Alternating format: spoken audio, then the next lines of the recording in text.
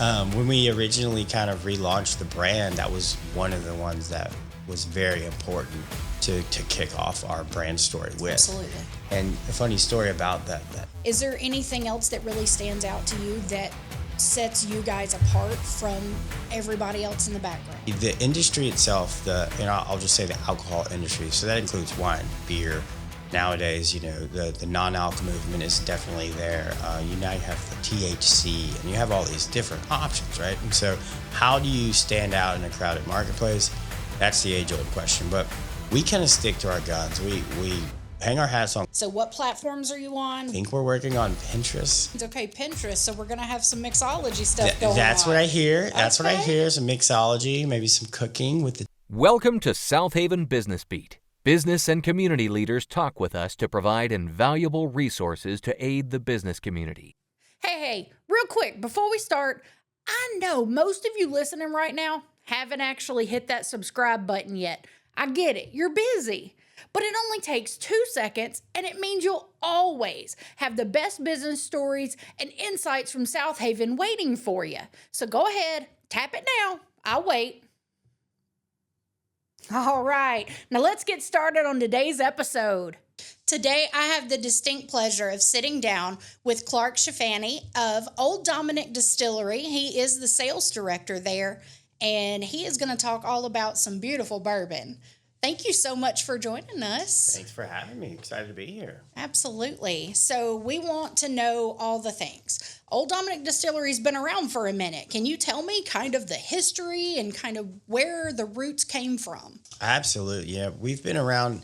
Our parent company is D. Canale & Co., which is a company that a lot of people in the area are very familiar with. In fact, we've been in business in the Mid-South since 1860, which is pretty cool, dating back pre-Civil War. So D. Canale is kind of a big part of the Old Dominick brand because the D in D. Canale, Dominick himself, came over as an Italian immigrant to bustling Memphis back in the day, which was a wild, wild west back then. Probably in Southaven. I don't even know what was here back then. You might be able to tell me what was here then, but probably fields and forest. But he started a little business down on what at the time was Front Row, which now people know as Front Street. He's kind of started humble beginnings with a produce cart selling fruits and vegetables and, various things. And he kind of grew that business into a sizable deal, and somewhere, in the mid to late 1890s, he developed what he saw, bourbon and whiskey as kind of a cultural phenomenon. He was an Italian immigrant, so he kind of knew wine and he knew things like that. But what he started to do was he started to go up to Kentucky, Ohio, various places that were making bourbon at the time, and he started trucking it down to Memphis. So he didn't actually produce the bourbon and the whiskey back then, but what he did was he bottled it under the D. Canale name, which a lot of people at the time were very familiar with from his produce and food distribution background. So he kind of grew that into quite a large brand, and it became pretty popular. At a period of time, he was doing about 15 to 20,000 barrels of bourbon annually, which is a staggering number, really, when you think about it. And so he had many different products. One of the ones that was really famous was the Old Dominick Toddy, which I know you're a fan of, right? Which is a fun story to tell. Back then, we're guessing here. We don't quite know. But we're guessing what he was doing. So he's taking bourbon or whiskey, and he was aging it with some of his, extra produce that he had lying around. So if you're familiar with that product, or if our listeners have had it, it's got some mulling spices and some kind of candied fruit and some really, really great flavor profile. But what we were imagining what he was doing is he's taking whiskey that might not have been his favorite and kind of adding some flavors with that extra ingredients he had lying around. So very resourceful man, Dominick Canale was. But unfortunately, I'm sure you could follow the history arc. Prohibition kind of put a little into his budding spirits career. In fact, kind of a running joke is he saw the writing on the wall, and he actually passed a little bit before Prohibition. I think he just said, I've had enough of this. I don't want it. But he passed away, and kind of with his passing, so did the Old Dominick Distillery brand. One kind of important thing about the story is the Tennessee, being in Memphis brand, Tennessee enacted federal prohibition, or exactly to state prohibition 10 years before the federal prohibition enacted, except for Memphis. Memphis, you can't stop it. You can't stop it, right? You got that Memphis in you ain't stopping it, even back then. And so they kind of had kind of a period of time where, whiskey and alcohol consumption was technically not allowed, but it kind of lived on for a while. A lot of people are familiar with Boss Crump, E.H. Crump in this area. And he, in fact, was a fan of Old Dominick bourbon as well.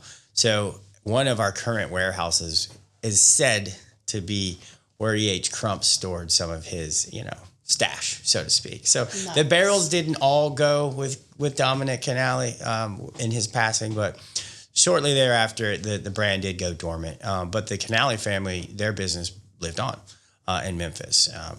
Various iterations, but has stayed in business, employing people in the Mid-South for since 1860, which is cool. So our parent company ran a produce business, and then years later they started being the Anheuser-Busch distributor in the Mid-South, which gave them a lot of access to bars, restaurants, liquor stores, just convenience stores. So really had that distribution mindset. And that footprint kind of built out. And at the fact, in a period of time, it was employing hundreds and hundreds of people all around this area. But around 2009, that business was sold off, as well as their produce line. And so our current ownership group, Alex and Chris Canale, they were kind of looking around as the new generation of the Canale family, the fifth generation, and saying, hey, what do we want to do next? We love employing people. We love giving back to our community. Love being a part of the Mid-South. And so the kind of the harebrained idea was, hey, let's revitalize the Old Dominick whiskey brand. We have these cool old bottles and this history.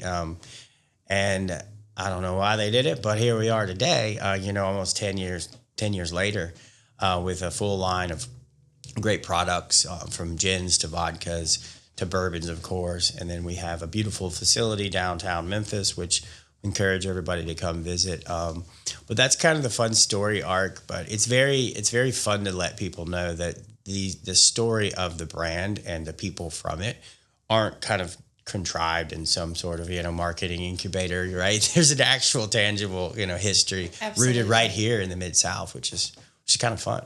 Absolutely.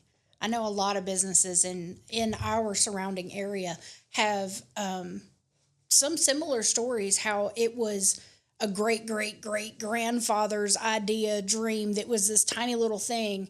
And now years and years later, you've got the younger generation that's hearing the stories and bringing it to fruition. Oh, yeah. And I, for one, am truly thankful that they chose to do so, because it is really good quality products. And I know I was bragging on the toddy a minute ago. Well, he may have used some lesser quality bourbon at the time, but now we get the really good bourbon with still the same flavors of the produce. Yeah. And it is spectacular. We definitely stepped it up a notch. When that toddy in particular, and I'm going to kick myself for not bringing you a sample, but that right, toddy, I know, right? Bottles right here. None of them are toddy.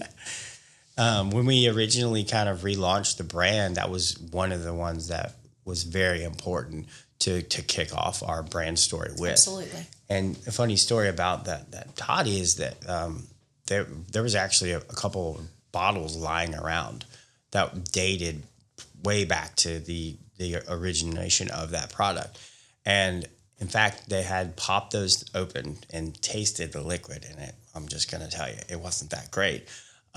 It was 100 years old, so right. You could imagine. But what we were able to do was send those bottles off to basically like a mad scientist food lab. I like to say he's the Willy Wonka of whiskey making. Nice. And he was able to kind of reverse engineer the process and kind of coach our current distillation team on how to make that now. So really the only changes we did was add, a little bit better bourbon, right? To give it a little bit more spice, a little bit more backbone. And of course, hold up to the spices and the fruit that are actually in that product. So I won't say we changed it a whole lot. We just made it a little bit better, so. Very nice. Very nice. But all of them are, because even the gin, I mean, it's not just bourbon. You've got a whole market of things. And even the gin truly is smooth enough to sip. Yeah. Like, I was blown away. We had you guys here for an event. I think it was our tailgate on the patio maybe, or our Christmas event. I can't remember. But you had like the little tiny little thimbles where you could taste. And I was truly blown away at the smoothness of the gin. Like, it was beautiful. Yeah, our gin, when I don't envision it when we started the distillery, we were going to be known for making gin. But it just so happened that gin and vodka, if, to get a little technical, those are the things that you can get to market fast, right? You do not have to age them. You don't have to wait. It doesn't tie up a lot of capital. You can make the gin one day, bottle it up, and sip it the next, right? And so during that process, our at the time, our distiller, Alex Castle, she was like, I don't really like gin either, but let's give it a shot. And so as a group, we settled on all these different formulas. We tried, I can't even remember how many. Some of them weren't very good. Some of them were great. But what we did is we used our local Mid-South community to figure out, hey, what's the gin we're going to put out and put our name behind? And so the gin that we currently have is actually our formula number 10. But we tried, I think, maybe 20 or 30 different ones. We used our tasting room. We had a tasting panel. Anybody who wanted to come visit, we'd say, hey, what do you like about this one? What don't you like? We used local bars all the way in Southaven to Olive Branch to Jackson, Tennessee, and in Memphis, tested bartenders. Hey, what do you guys like? And that was the overwhelming favorite. So there was some definitely leaned on the community there, because none of us were like, hey, we're going to be the gin distillery of Memphis. But once again, a happy accident kind of thing. We're like, hey, I think we settled on something good. So, but yeah, that's a great product. Our vodka, both of them, they're pretty widely known because those were the first ones we put out. Our Memphis vodka is a standout. And then our Honeybell citrus vodka, which is kind of like a tangerine and a grapefruit one. You should try that one. I haven't had that one. It's a good one for the summertime.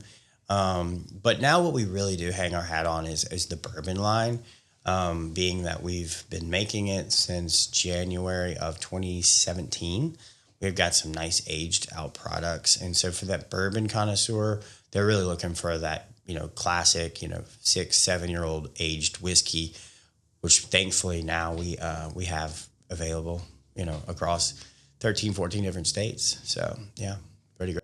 It's awesome. And involving the community is genius in marketing, because if they're helping to build it, then they're even more inclined because they've got that buy-in already. Oh, for sure. I love that so much.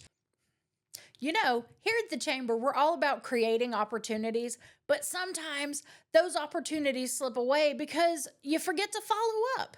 That's why we love the Follow app. They're the powerful tool working behind the scenes to help businesses turn conversations into customers.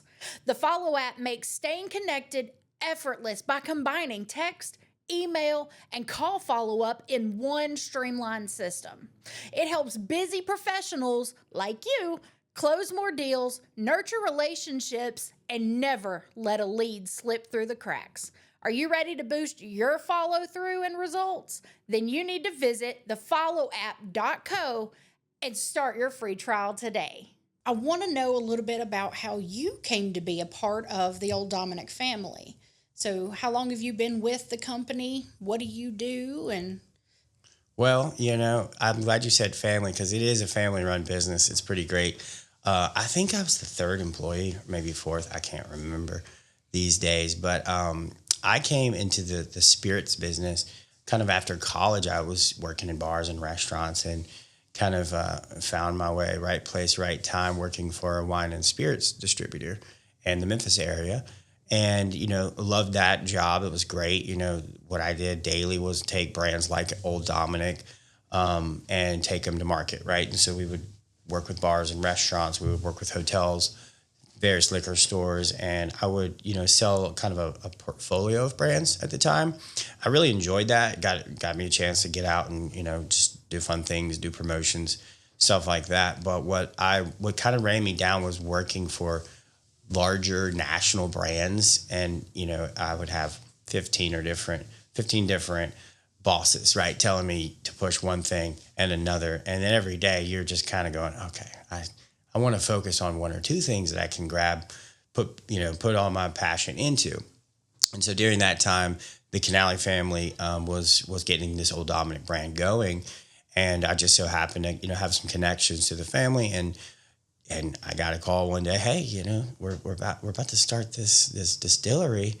I'm like, oh, that's not going to work, but I'll give it a try. I thought I'm going to be there for like a year. I don't know. I was just giving it a try.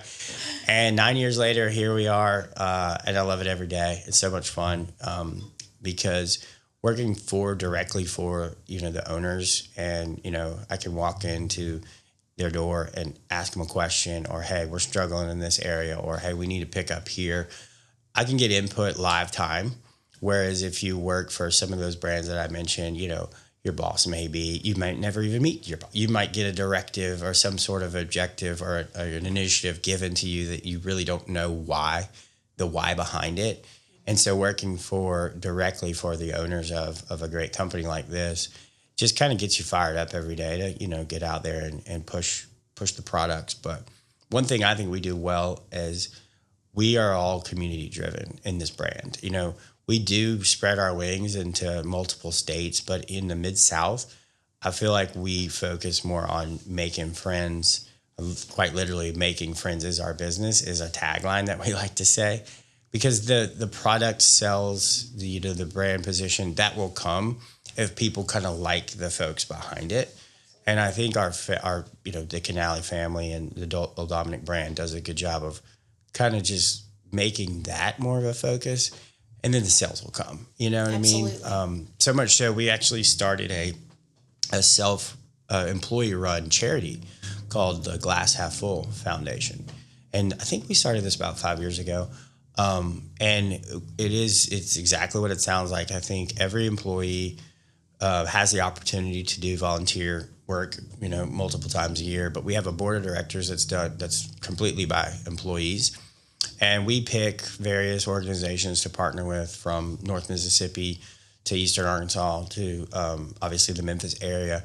And what we do there is we spend our time doing volunteer work, but we also do bottle releases or launch parties or distillery takeovers where we can create additional revenue and create grants for any of these organizations to apply for. And a lot of people don't even know about that, and we don't publicize it. Maybe we should a little bit more, but it's completely run by employees. And the fact that our ownership has kind of let people take over and make this a part of our business is pretty cool.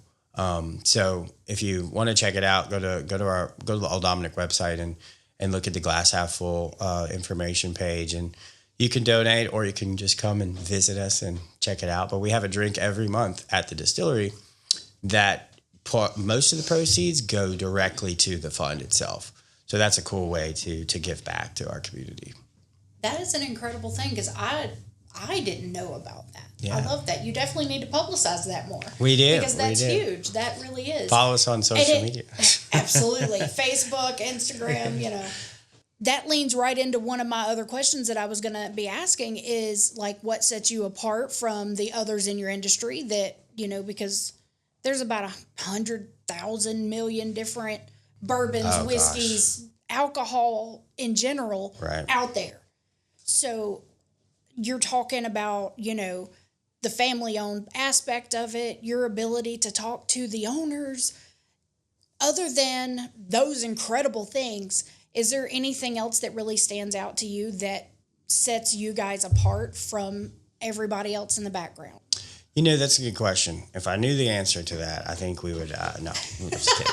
I think, there's a couple things. The industry itself, I'll just say the alcohol industry. So that includes wine, beer.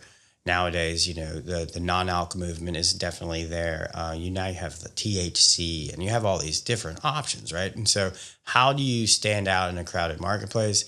That's the age-old question. But we kind of stick to our guns. We hang our hats on quality. So we're not going to put anything out that doesn't meet our internal quality test. And then the other thing is we have dynamite packaging. I think a lot of people respond to the way our bottles and our brand presents itself, whether it's the bottles themselves or our marketing and our, kind of the way that the brand looks and feels. It feels more elevated than a lot of people might think. A lot of times people approach me like, hey, are you guys national? Like, I feel like y'all really, you're very elevated, very elegant in the way the brand looks. And, they're shocked to find that, our creative director is right here in Memphis, Tennessee, a graduate of University of Memphis. And he does everything from soup to nuts to developing that brand the way it looks and feels.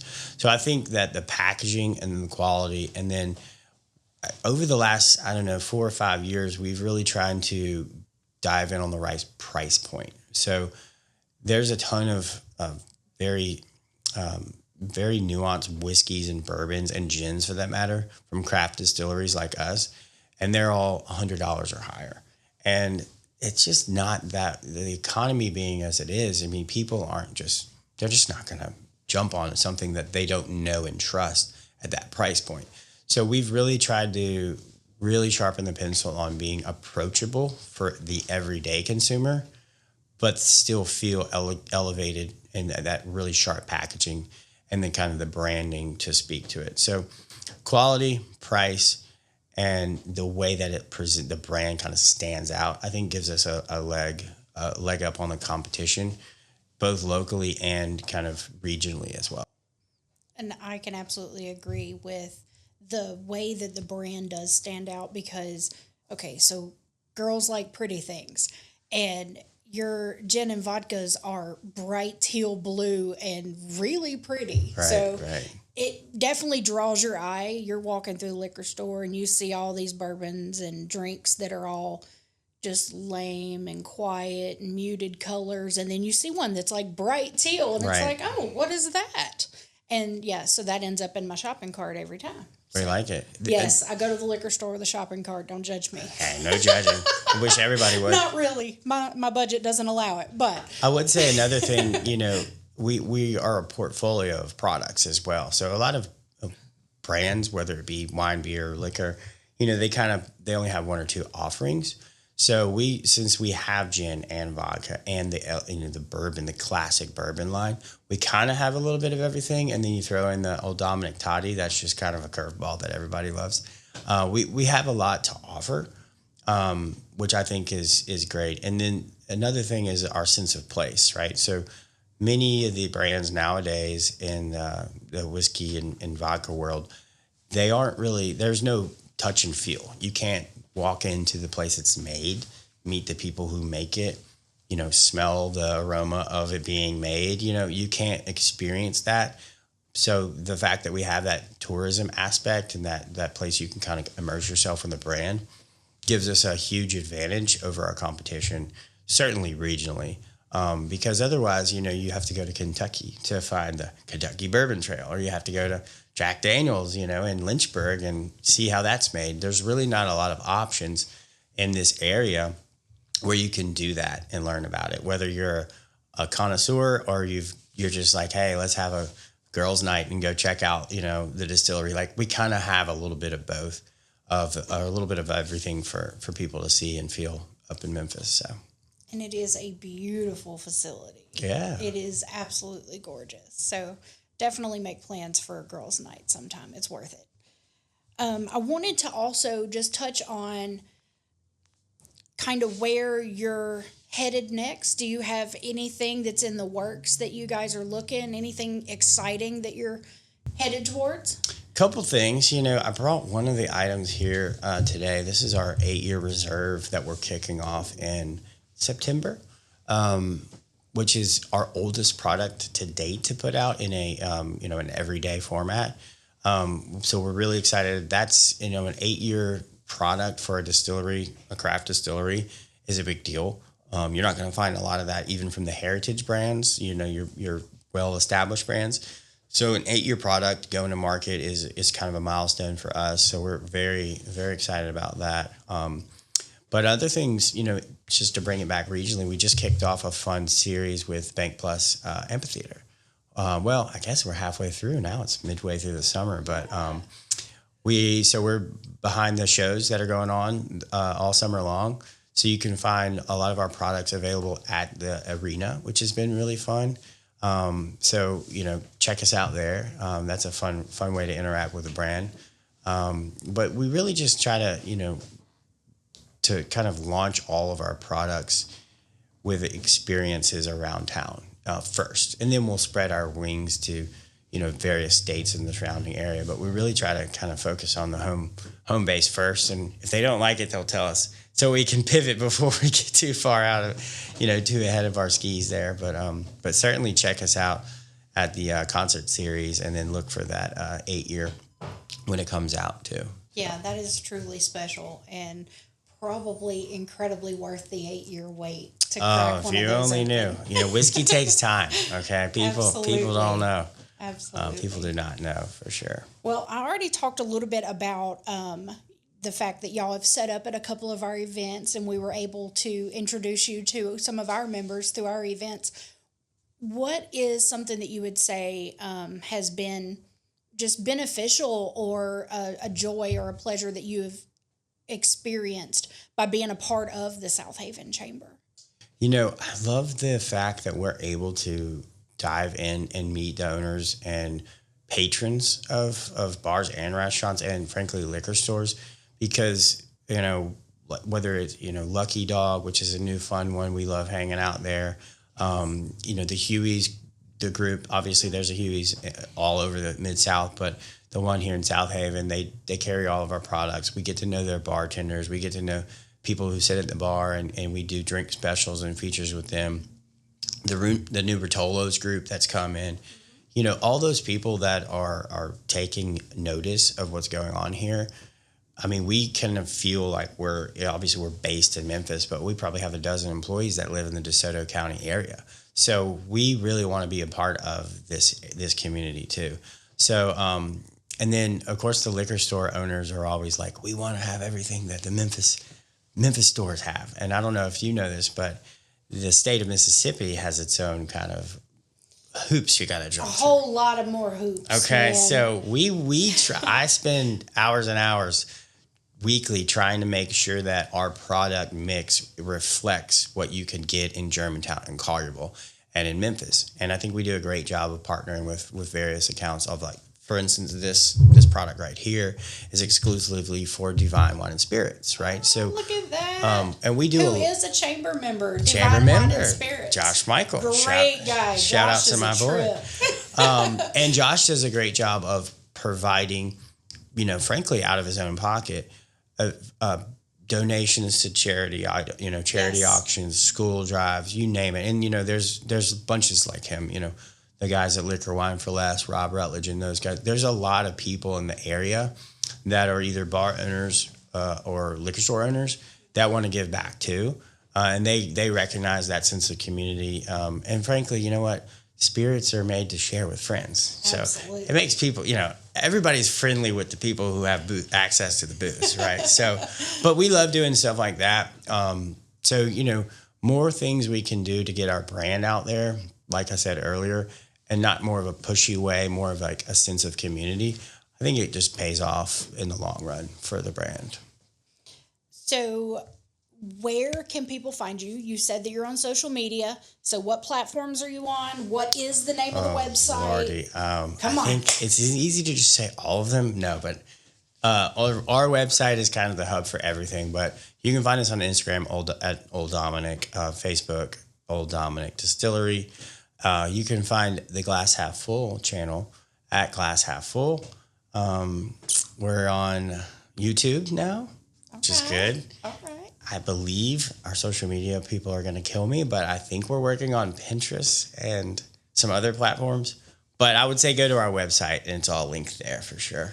All right. Cool beans. Okay, Pinterest. So we're going to have some mixology stuff going on. That's what I hear. That's what I hear. Some mixology, maybe some cooking with the toddy. You got to keep an eye out for that. It's a fun one to do. All right. A little bourbon pecan pie, maybe. Who knows? All right. So I have one final question. And for me, it's the most important one. Uh-oh. How do I get on one of these tasting panels? Come on. I think we should have a Southaven Chamber tasting panel. Absolutely. I will facilitate that. I am the event coordinator. I got this. Go. Those are fun to do because people at first, they're like overwhelmed and they think it's like this really super serious thing. And I always kind of make a joke. I'm like, the only rule is there are no rules. Okay. So you can have a very refined palate, or you can be like, I don't like that.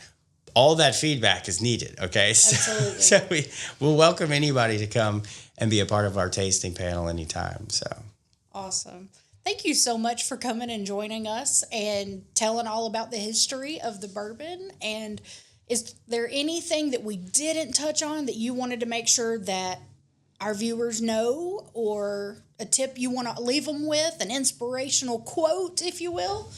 No, but I would tell everybody to come see us. We're just up the road for those based in the Soto County area. And if you're, listening from Memphis, please come see us. We just love hosting people. I think when you walk into our distillery doors, you're going to kind of feel like you're welcome to somebody's house, and that's kind of our vibe there at the distillery. So Absolutely. Come check us out for sure. Awesome. Cool beans. Well, guys, definitely check out Old Dominick Distillery. They have a fantastic line of products and an even more fantastic family of employees there. As you heard, they are all about community and giving back in multiple ways, and they have incredible toddy. And we're thankful to have them as Southaven Chamber members and guests on our podcast. And I do hope that this has been a great episode for you to just take back and glean some information about the just history behind a lot of our businesses here, and about the passion in developing even this 8-year reserve bourbon that is going to be in my shopping cart very soon. Thank you guys so much for viewing. If you haven't done so already, please go like and subscribe to our page so you don't miss a single episode or sip of bourbon. Y'all have a great afternoon. Bye-bye.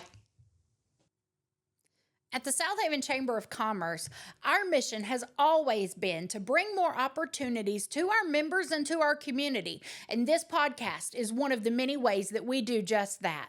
But we couldn't be able to do what we do without the support of our sponsor, Wisdom Integrators. They're the strategic tech partner that makes it possible for businesses to work smarter and not harder. Wisdom Integrators helps organizations harness that power of technology by designing tailored solutions for workflow, automation, process improvement, and digital transformation. For small businesses or large enterprises, they bridge the gap between the vision and the execution. Are you ready to scale up your efficiency and impact? Then you need to come and visit wisdomintegrators.net to schedule your consultation today. Thank you for listening to this episode of Southaven Business Beat. Would you like to be a sponsor of Southaven Business Beat? Please email us, info@southavenchamber.com. Be sure to share and subscribe.